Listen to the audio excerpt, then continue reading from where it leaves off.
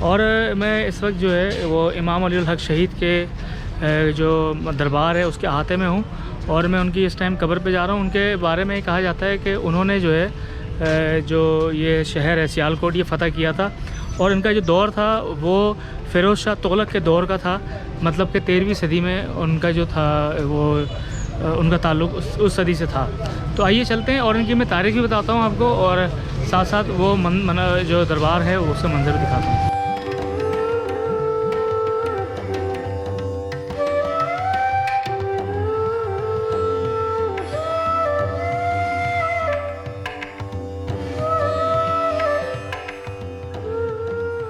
حضرت سید امام علی الحق شہید المعروف امام صاحب کا شمار ان برگزیدہ ہستیوں میں ہوتا ہے جن کا شجر نسب داماد رسول حضرت علی کرم اللہ وجہ سے جا ملتا ہے۔ معتبر ذرائع کے مطابق آپ 757 ہجری کے دوران دین اسلام کی اشاعت و تبلیغ کے سلسلے میں مدینہ منورہ سعودی عرب سے بر صغیر پاک و ہند میں تشریف لائے، اور حاکم وقت فیروز شاہ تغلق کے ہاں دہلی میں شاہی مہمان کے طور پر ٹھہرے ہوئے تھے۔ اسی اثنا میں راجہ سل نے سلکوٹ، جس کا موجودہ نام سیالکوٹ ہے، میں ایک عظیم الشان قلعے کی تعمیر شروع کروائی، جس کی شمالی دیوار رات کو تعمیر کی جاتی تو اگلی صبح خود بخود مسمار ہو جاتی۔ بلاخر راجہ سل نے تنگ آ کر ہندو پنڈتوں اور جوتشیوں کو اپنے دربار میں مدعو کر کے ان سے اس قلعے کی دیوار کے بار بار مسمار ہونے کی وجہ دریافت کی۔ کافی سوچ بچار کے بعد بتایا گیا کہ اگر اس دیوار کی بنیادوں میں کسی مسلمان کا خون بہا دیا جائے تو یہ دیوار کبھی مسمار نہیں ہوگی۔ چنانچہ راجہ سل کے خصوصی حکم پر مسلمان کی تلاش شروع کر دی گئی۔ کافی تگ و دو کے بعد مراد نامی ایک نوجوان مسلمان کو تاریخی نالہ ایک کے کنارے وضو کرتے ہوئے پکڑ کر راجہ سل کے دربار میں پیش کر دیا گیا۔ آپ کی والدہ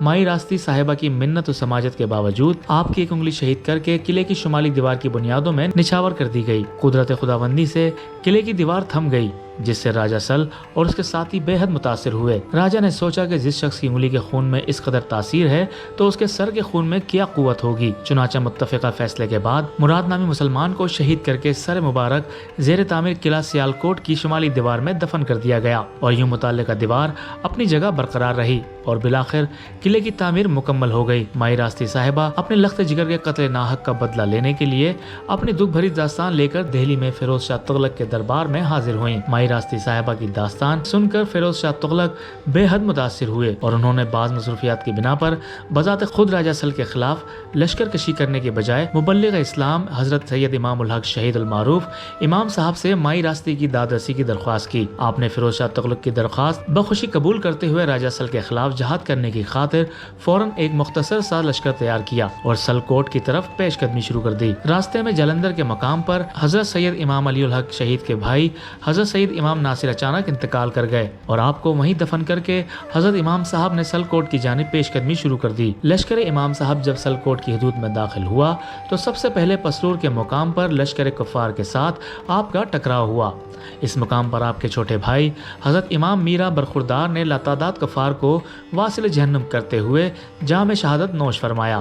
تاہم لشکر امام اپنی منزل کی طرف رواں دوا رہا۔ راستے میں ایمن آباد روڈ پر راجہ سل کے لشکر کے ساتھ خون ریز مارکا آرائی میں حضرت سید امام علی الحق شہید کے ایک اور بھائی امام غالب نے بے مثال جرات و جواں مردی کے جوہر دکھاتے ہوئے راہ خداوندی میں اپنی جان کا نذرانہ پیش کیا۔ آپ کا مزار اقدس ایمن آباد روڈ پر ہی ایک ٹیلے پر واقع ہے۔ ادھر لشکر امام پیش قدمی کرتے ہوئے شہر سلکوٹ میں داخل ہو گئے، اور راجہ سل کی فوج پسپا ہو کر قلعے میں محصور ہو گئی۔ عصر کے وقت حضرت سید امام علی الحق شہید نے لشکر میں شامل اپنے بھانجے سید سرخ سے فرمایا کہ آج نماز مغرب انشاءاللہ ہر حال میں قلعے کے اندر ادا کی جائے گی، لہٰذا ہر حال میں قلعے کے اندر داخل ہونا ہوگا۔ سید سرخ نے اپنی خداداد قوت ایمانی کے ذریعے قلعہ سیالکوٹ کے دیو ہیکل دروازے کو ٹکر مار کر توڑ دیا۔ لشکر اسلام اللہ اکبر کی فلک بوز صدائیں بلند کرتے ہوئے قلعے کے اندر داخل ہو گیا اور فتح و کامرانی کے جھنڈے گاڑ دیے۔ راجہ سل کو عبرتناک شکست کا سامنا کرنا پڑا، اور یوں اس کفرستان کے در و دیوار کلمہ توحید کی فلک شگاف صداؤں سے گونج اٹھے۔ فاتح حضرت سید امام علی الحق الحق شہید نے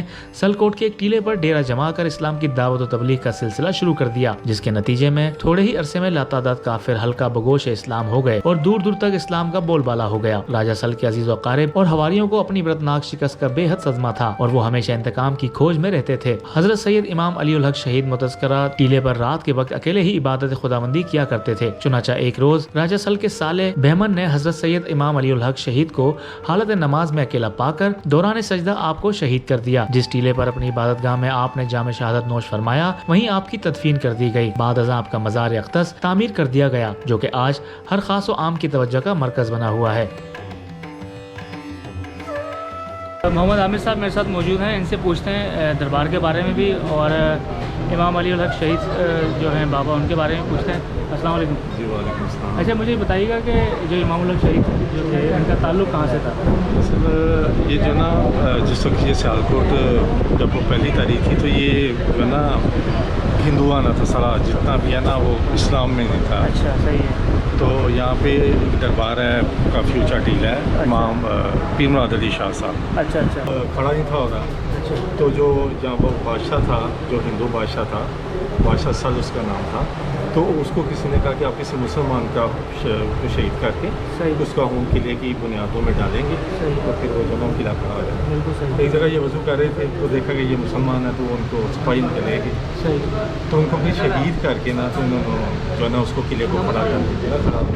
تو ان کی والدہ جو تھی نا مائی راز تھی، وہ پھر گئی تھی یہ کوکی دربار ہے مکشا ولی ان کے پاس، انہوں نے پھر ان کو کہا آپ آنکھیں بند کریں، اور جیسے انہیں آنکھیں بند کی تو وہ چلے گئے مدینے پاس، وہاں پہ امام علی الحق شہید ان کے پاس بھیجا تھا، وہ سرکار کے نبی پاک صلی اللہ علیہ وسلم کے روزے مبارک پہ عبادت کر رہے تھے۔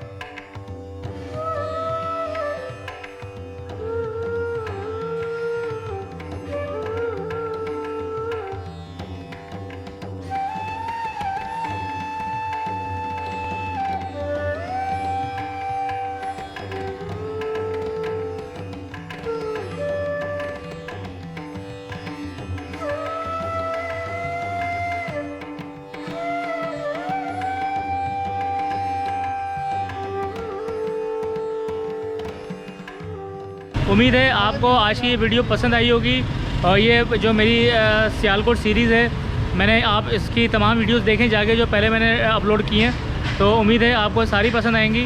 اگر ویڈیو پسند آئے تو ان کو لائک اینڈ شیئر کریں اور چینل کو سبسکرائب کر لیں تاکہ آنے والی ویڈیوز آپ کو ملتی رہیں۔